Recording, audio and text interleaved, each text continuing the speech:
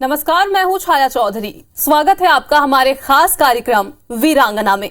हम आपको सीआरपीएफ की उन जाबाज महिला डेयर डेविल्स का सफर दिखा रहे हैं जो दिल्ली से जगदलपुर 1848 किलोमीटर का सफर बुलेट से तय कर रही हैं। वहीं 75 वीरांगनाओं में से कमांडो मनीषा चौधरी कैसे माउंट एवरेस्ट एक्सपीडिशन में पहुंची, साथ ही डेयर डेविल्स कमांडो का दम भी दिखाएंगे।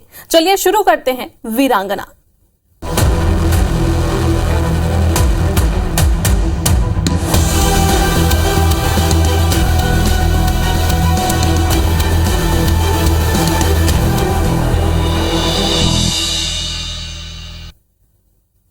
हम आपको बता दें कि महिला डेयर डेविल्स का दल छत्तीसगढ़ के राजनांदगांव से होते हुए आगे बढ़ चुका है। आईबीसी 24 की टीम लगातार इस यात्रा की महा कवरेज आपको दिखा रहा है। तो दिल्ली से जगदलपुर के सफर पर ये दल है और आज छत्तीसगढ़ की सीमा पर इनका दल पहुंच चुका है। राजनांदगांव से ये आगे बढ़ चुकी हैं और इनका दल राष्ट्रीय राजधानी दिल्ली से निकला हुआ है, जो जगदलपुर तक के सफर पर है। 1848 किलोमीटर तक का ये सफर तय कर रही हैं और ये जहां भी जा रही हैं, महिला सशक्तिकरण को लेकर स्कूल के बच्चों को, महिला स्व सहायता समूह की महिलाओं को ये जागृत कर रही हैं और इनका सफर अभी छत्तीसगढ़ की सीमा को पार कर चुका है और जल्द ही ये रायपुर तक भी, राजधानी रायपुर तक भी पहुंचेंगी।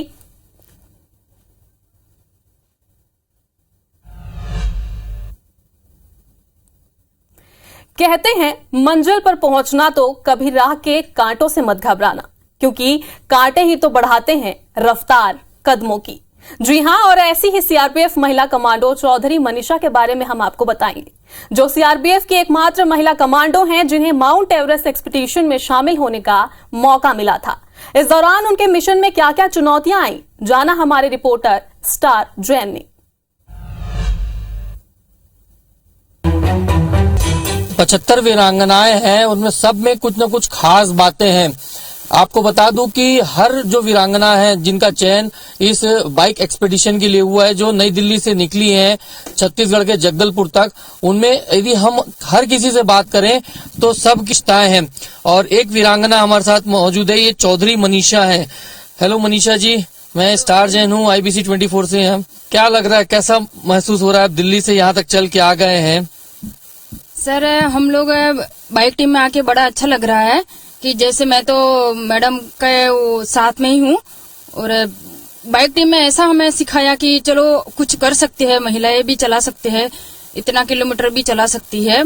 हालांकि हम लोग अभी तो यहाँ पे 206 कब्रा में आ चुके हैं। दिल्ली से यहाँ तक सफर बड़ा अच्छा रहा। तो बाइक का सफर आपका अब तक तो बहुत बढ़िया रहा, लेकिन हम कुछ और जानना चाहते हैं आपसे यहाँ कि आखिर किस बेस पे आप लोग का चयन हुआ है, क्योंकि जैसे 75 वीरांगनाएं हैं, तो आप में ही कुछ विशेषता है या सब में कुछ विशेषता है? क्या कुछ कहेंगे, बताइए। सर, हर जवान में कुछ न कुछ विशेषता है, हर में कुछ न कुछ खूबियां है और सारे कुछ न कुछ अच्छी पॉजिटिविटी सोच है सबकी। तो आप ही की बात करते, शुरुआत सबसे पहले आप ही से करते हैं कि जो मेरी जानकारी है कि आप माउंट एवरेस्ट एक्सपीडिशन के लिए भी आपका चयन किया गया था। हाँ जी सर, बिल्कुल ये सही बात है कि माउंट एवरेस्ट के लिए मेरा चयन किया गया था। वो मैं सीआरपी से फर्स्ट जो होंगी जो महिला, मेरे इसके लिए मेरा मौका मिला था।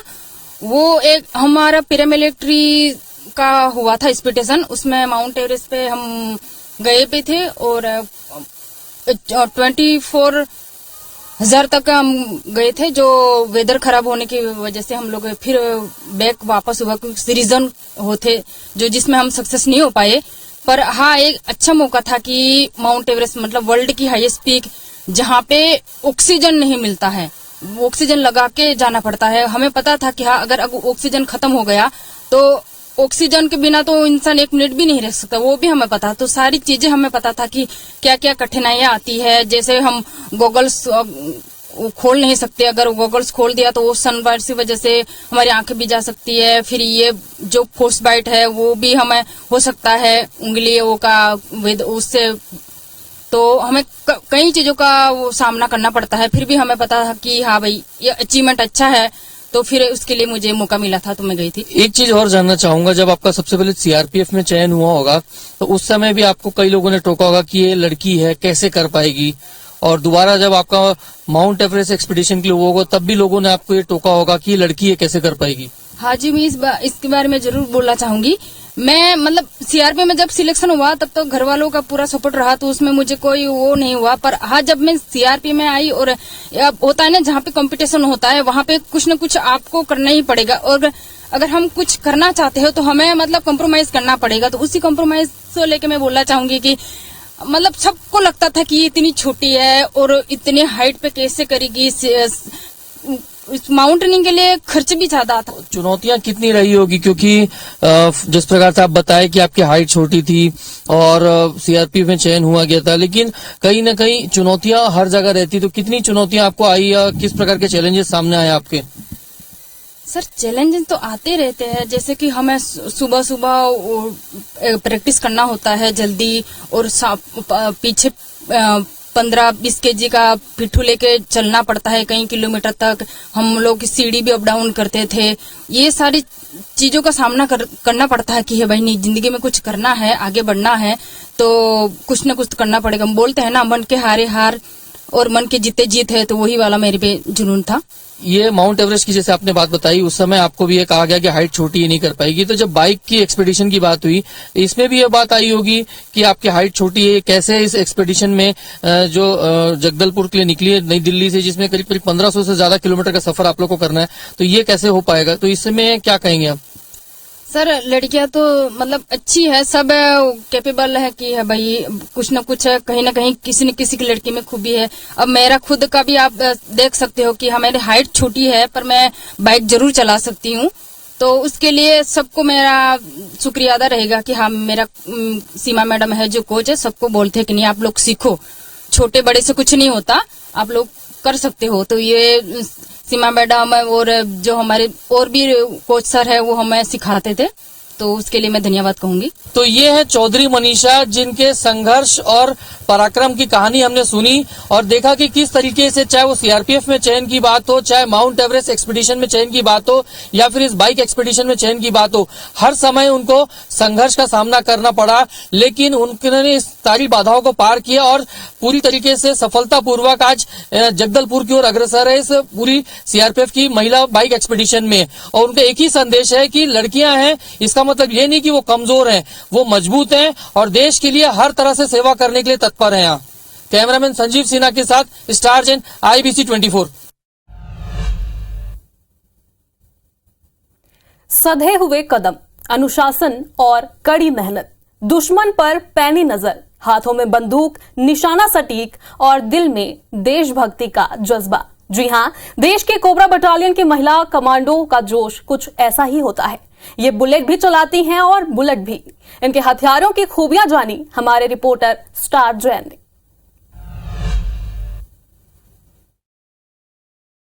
तो ये जो जाबाज महिला कमांडो है, न सिर्फ ये बाइकर्स हैं, बल्कि बेसिक जो इनकी ट्रेनिंग है, एडवांस वेपन्स तक को चलाने में ये माहिर हैं, क्योंकि फोर्स में भर्ती होती है और सबसे इंपॉर्टेंट टास्क इनका ये है ये जो आधुनिक हथियार हैं जो लड़ाई के क्षेत्र में इनके लिए मददगार साबित होती हैं, ये वो वेपन्स हैं। और देख सकते हैं कि बकायदा ये महिला कमांडोज जो हैं हर प्रकार के वेपन्स को ऑपरेट करने में सक्षम है। आज इनसे बातचीत करते हैं, इनके वेपन्स के बारे में जानते हैं कि ये कौन सा वेपन्स है और कैसे उसको हैंडल किया जाता है। बात बताएंगे थोड़ा सा आप? सर, ये DSMD है, डीप सर्च मेटल डिटेक्टर, और जमीन के अंदर 2 फीट गहराई तक अगर कोई माइंस या मेटल है तो ये उसको डिटेक्ट करता है। कैसे काम करता है थोड़ा सा करके बताएंगे आप इसको?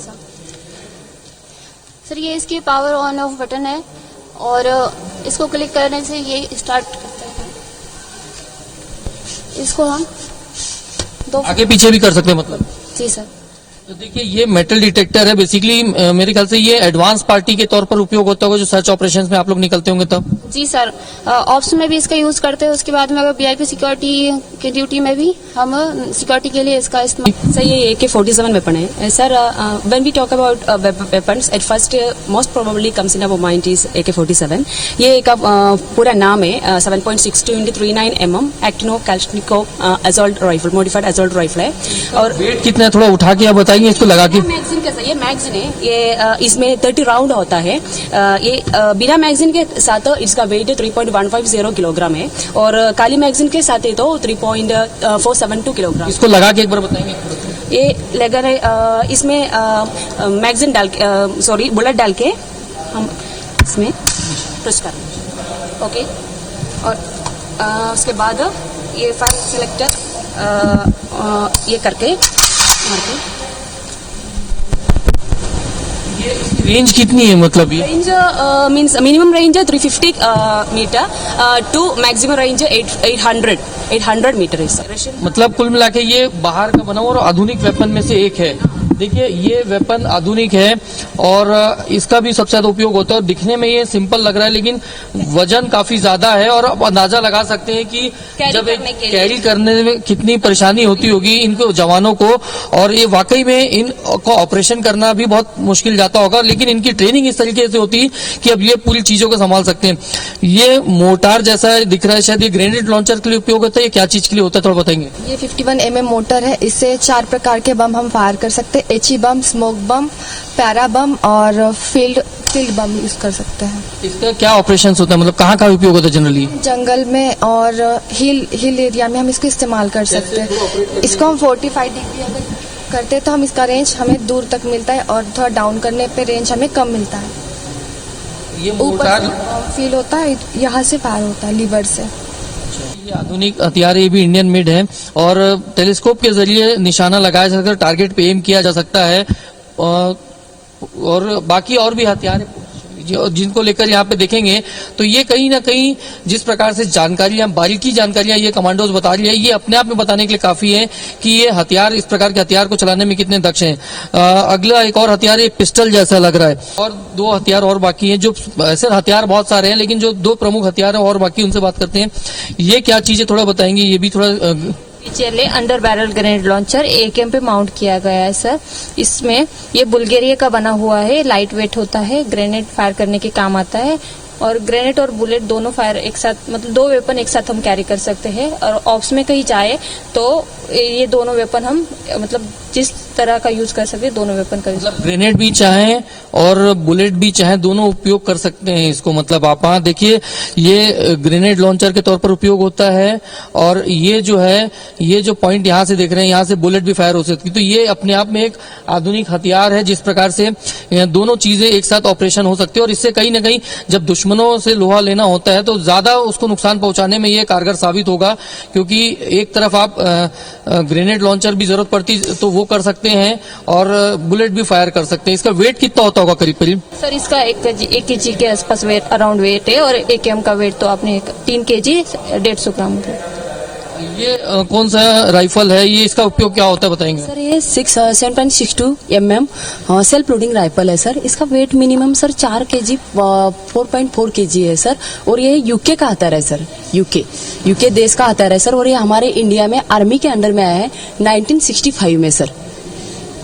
इसका टारगेट कितना, रेंज कितनी रहती है इसकी? मतलब 675 और 675 से 775 सर। अच्छा, एक चीज जानना चाहेंगे, जब आप फौज में भर्ती हुए, सीआरपीएफ में वेपन देखे होंगे तो उस समय लगा था कि आप चला पाएंगे, इसको माहिर हो जाएंगे, एक्सपर्ट? क्या उस समय की फीलिंग मैं देखा था सर, देखते ही मतलब कुछ बोलने के लिए बचा ही नहीं था सर, कि क्या बोलूं इनके लिए। मतलब हथियार मिला हाथ में, और हमें इनके बारे में जानकारी भी नहीं थी सर, थोड़ी बहुत जानकारी हो तो चलो पता हो कि भाई हाँ हथियार की जानकारी है, तो इसके बारे में कुछ जानकारी भी नहीं थी सर। देख के इतनी खुशी हुई थी, लग नहीं रहा था कि हम चला पाएंगे सर। आज हम इस मुकाम पे है कि एक हथियार के बारे में हमें बारीकी से जानते हैं सर। ये महिला कमांडो से हमने बात की, और कहीं ना कहीं ये जिस प्रकार से अब इनसे बात की, अनुभव इनके शेयर किए, तो साफ ये खुद बता रहे हैं कि आज ये ट्रेंड है हर प्रकार के हथियार को चलाने के लिए और हर प्रकार के सिचुएशन से निपटने के लिए। चाहे तो वो बाइक चलाने की बात हो, जो मैसेज लेके निकले हैं,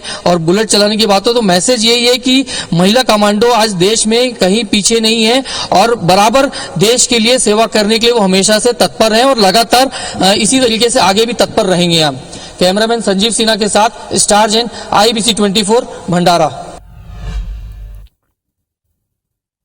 एक छोटा सा ब्रेक लेते हैं। ब्रेक के बाद आपको दिखाएंगे महिला डेयर डेविल्स का सेल्फ डिफेंस सेशन, जो आपके लिए भी बेहद जरूरी है।